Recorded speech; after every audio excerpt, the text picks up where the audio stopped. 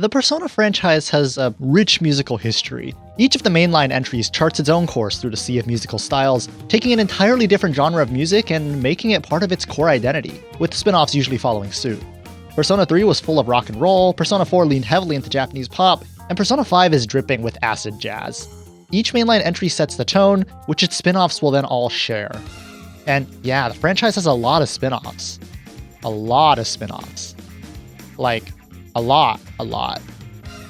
And that's what makes Persona 5 Strikers so interesting. Because while the spin-offs were usually canon, they either did the whole like, ooh, everyone forgot, so it doesn't count gag, or it was just a graphic novel that they like tacked onto the rest of the game as like an extra mode. Strikers is different, because for the first time, we have a full sequel to a mainline game, presented and treated the way a mainline game would be. Except, and here's the kicker, Strikers is not a turn-based JRPG. Strikers is a hack and slash. And with this shift in core gameplay mechanic, Strikers not only changes the combat, but also had to adapt much of Persona 5's iconic music to match its new style. So let's talk about that. Think twice before you pass. Don't expect us to be nice. Now's your turn to be the last. Though you have golden. This video does not directly spoil any plot twists or name any characters. However, the story will be discussed in broad strokes to give context to music across all of Persona 5 and Persona 5 Strikers, and late-game boss fight footage will be shown. If you wanted to go into these games blind, you should probably stop watching now. This video does not discuss Persona 5 Royal. To the dance, got us some wrongs right. The original Persona 5 launched in 2017 in the West, and was a proudly, unapologetically turn-based modern JRPG in an era where high-profile JRPGs were either almost all hybrid and real-time, or, for the turn-based ones, deliberately retro. It's a tour de force in game design, and the only turn-based game I like, but that's beside the point right now. It features this delightful acid jazz-inspired soundtrack composed by Shoji Meguro and sung by Lin, which, true to Persona tradition, was not afraid to venture out from the category's confines to borrow from other genres. Still, acid jazz is the blanket term generally associated with the bulk of the soundtrack, and it serves the game's tone well. Joker, the protagonist, is trying to lie low and live his life after being framed for a crime and placed on probation, and so the music strikes a fitting mood. Where have you been searching all along? It's the combat where the music is most liable to experiment, as it tries to feel more like combat music. I mean, there's always going to be some ludonarrative dissonance with turn-based combat, as obviously enemies fighting to the death would not stand in a line and patiently wait for their opponent to plan and execute their next move. But this is something players have been going along with since the dawn of gaming itself, so it's not really that big of a deal, though the music accordingly adopts a higher intensity to try to avoid making this problem worse. It was an amazing soundtrack, and one that rightfully deserved its Game Awards nomination. And then, during the 2019 Persona Live concert, we got this.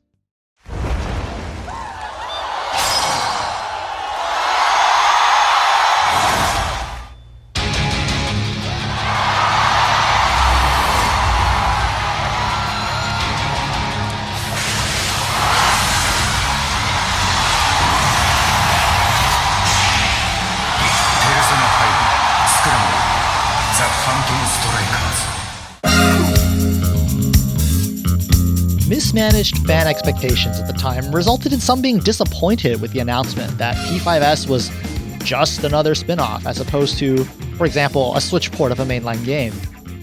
And that's unfortunate because what came to be known in the West as Persona 5 Strikers was really more exciting than the initial trailer made it out to be.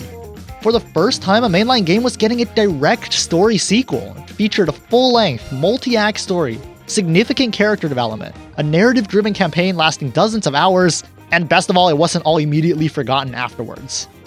Indeed, one of the later Japanese trailers straight up flashed the title Persona 5 2. And as dumb as that sounds, it's probably the most accurate description of the game. But Strikers was to be a real-time hack and slash, in contrast to the original's turn-based combat, and so the game's music had to adapt. Right from the get-go, Strikers sets the tone with its opening titles, accompanied by an original composition titled You Are Stronger. The beginning, both of the piece and the animated sequence, feels like something straight out of the original game. The string-filled instrumentation and muted synths, along with the low-key acid jazz style, feels almost like Beneath the Mask, as the visual design brings back the monochrome black and red animation, accompanied by film grain, doubling as rain, the combo that made the original game's opening so iconic. The only punches of color come from individual characters, identical to how the original handled it. Everything changes though at the climax of the piece, when the beat drops and a shadow jumps out of a building, transitioning us to combat.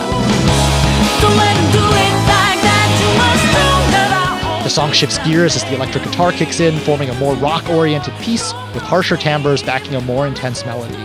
At the same time, the visuals ditch the original animation style entirely for a full color palette, with bright, shiny effects as characters start mowing through enemies. The pretense is dropped here. This isn't Persona 5 anymore. And what a perfect microcosm of the entire Strikers experience this is. A faithful Persona 5-like game in design, in style, in presentation, yet with a completely new combat style that ditches the original.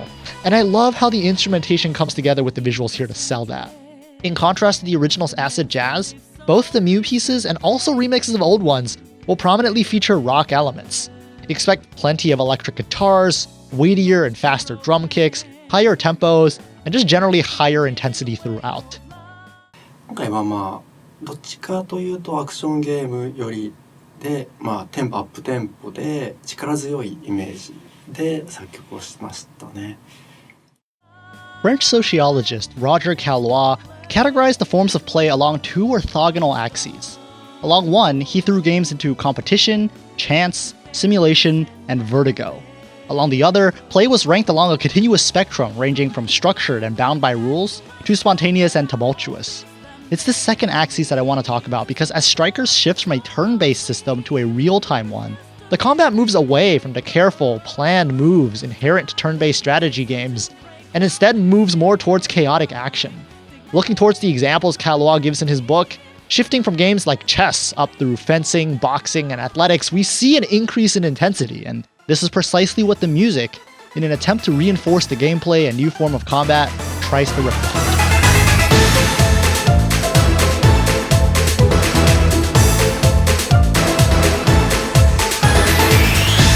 In Persona 5, the most common way of entering a battle is via an ambush, where Joker jumps onto an unsuspecting enemy and then rips its face off. The accompanying music, Last Surprise, starts off suitably intense.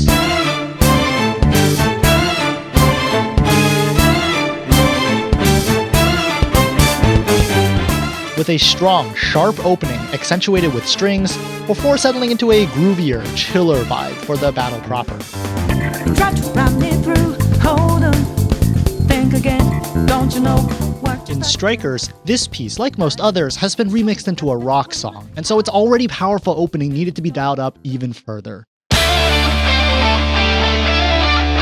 Strings were swapped for electric guitars, with additional electric guitars providing more layers in the background. A stronger, faster drum beat drives the rhythm forwards, and they even had Lyn hold a scream through the middle third of the opening.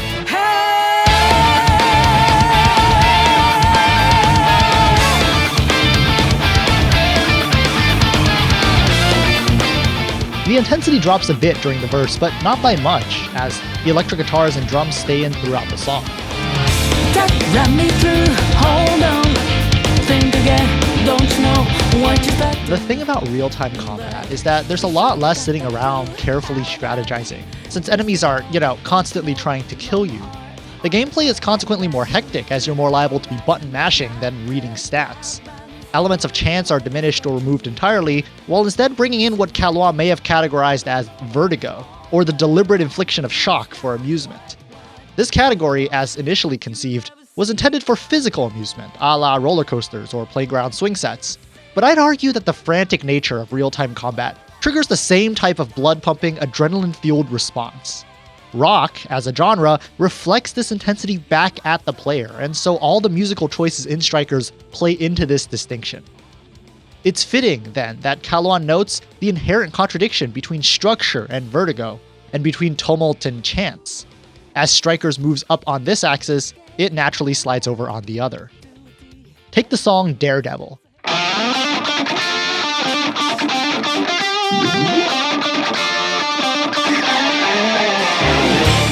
In Strikers, dungeon progression typically requires clearing the main dungeon, then finding a large mini-boss who guards the path to the real boss, before finally beating the actual boss of the dungeon. Daredevil plays after clearing the dungeon, but before the mini-boss, and it both replaces the typical background music during exploration, as well as overrides standard combat music. Apart from being my favorite song on the soundtrack, it provides another interesting contrast because though it's not a remix, it has an almost direct duel in the original. In P5, Life Will Change plays after clearing a palace but before fighting the boss, also overriding the background and combat music. Indeed, Strikers actually uses Life Will Change in the same place in its progression, and it's used without any modifications whatsoever.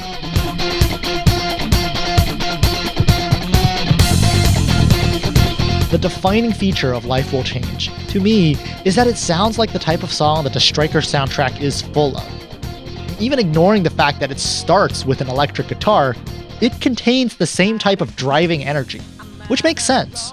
Life Will Change was not designed for the turn-based battles, but rather for navigating the dungeons themselves, a task which occurs in real time. In addition, the song only plays after sending a calling card to the palace boss, which pins the security level to the maximum 99%, putting all enemies on high alert with widened view cones and thus smaller safe zones to navigate.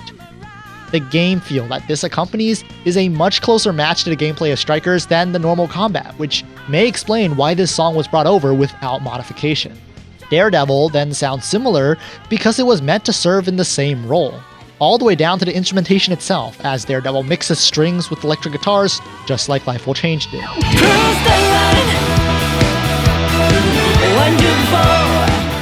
This is pre-fight hype music, and likely had to be an original piece precisely because the gameplay that it accompanies, taking a triumphant lap through a dungeon you had already beaten as you make your way to confront the boss. That's fundamentally unchanged from the original, and thus it didn't make sense to try to change the original's music. Let's skip ahead now to the late game, because you don't need to hear me repeat, oh, they added an electric guitar for, half a dozen songs.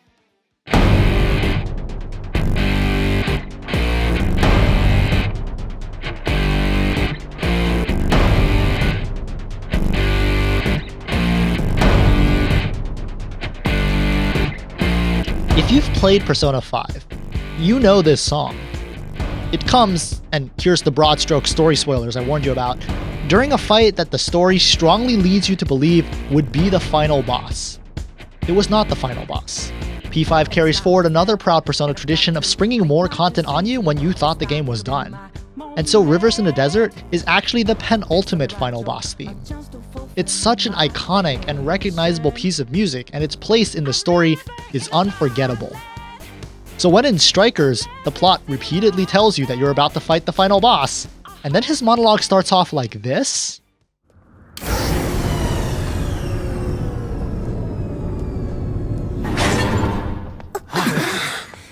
There aren't any real heroes left. So, why not make our own?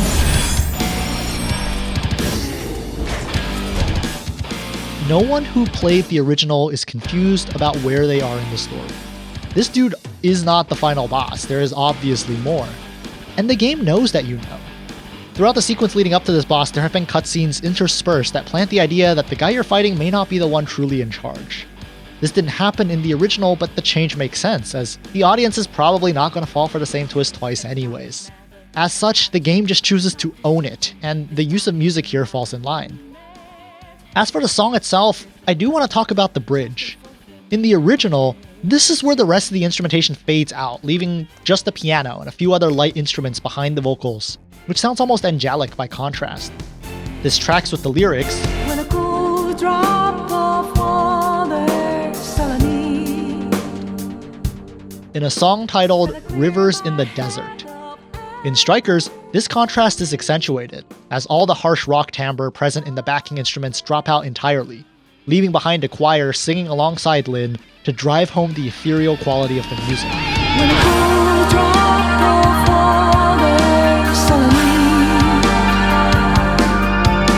gotta clear my head up and go and leave.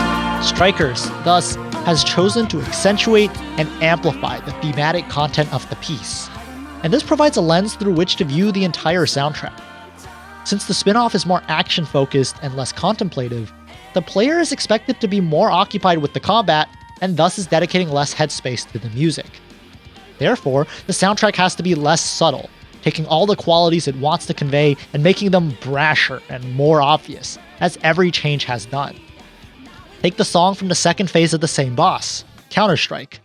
The opening is what I can only describe as Counter-Strike, come on, give it your all. You've come a long way, but let me just say, faking is not enough, so different, with an almost swing-like quality to the vocals. But by the time we get to the chorus, we start hearing these bright triads creeping into the melody. See, the bulk of Persona 5's music is written in scales as or less bright than minor.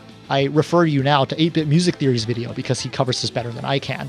Indeed, the original prefers to use contrast to make triumphant parts sound brighter. Here, Strikers ditches that pretense entirely. It just sounds bright. time to be yourself. Time to listen to your heart.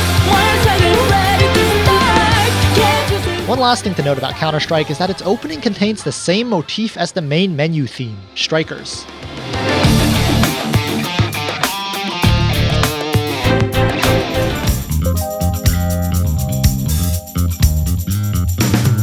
This type of callback to the game's early pieces didn't happen often in the original game, at least not in the late game music, but it's a really obvious way to signpost that something important is happening, again being more brash with its intentions. Which takes us to the final phase of the final boss.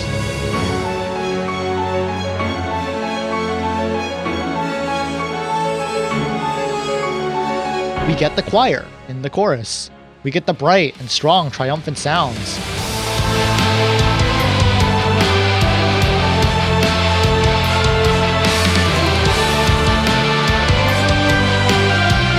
And we get an echo back of the same motif from the opening.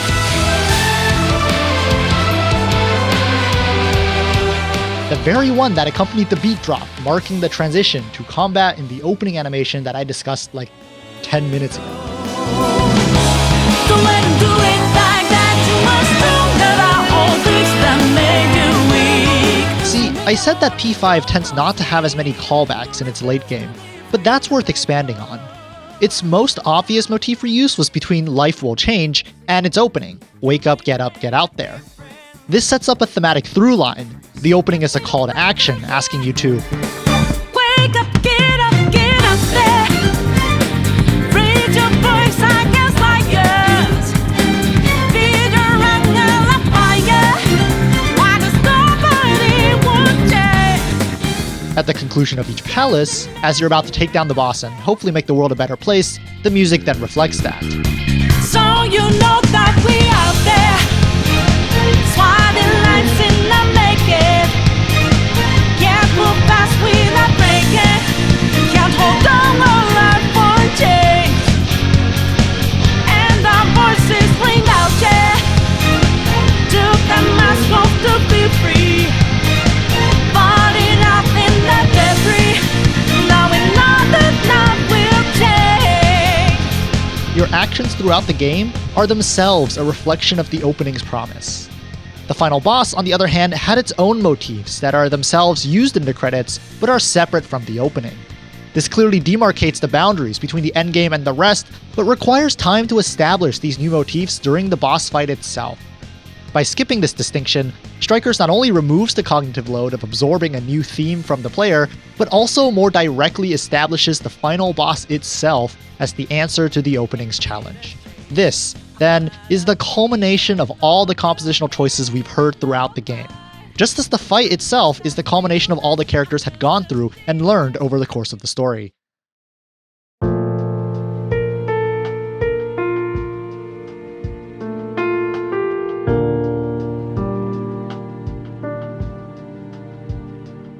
The thing about Strikers is that it was not composed by series composer Shoji Meguro. Instead, it was mostly a collaboration between, I'm not going to try, this person, who is responsible for most of the franchise's recent spin-off music, and also a team from Koei Tecmo. They were given the unenviable task of translating Persona 5's legendary, award-winning soundtrack to fit this brand new style of gameplay.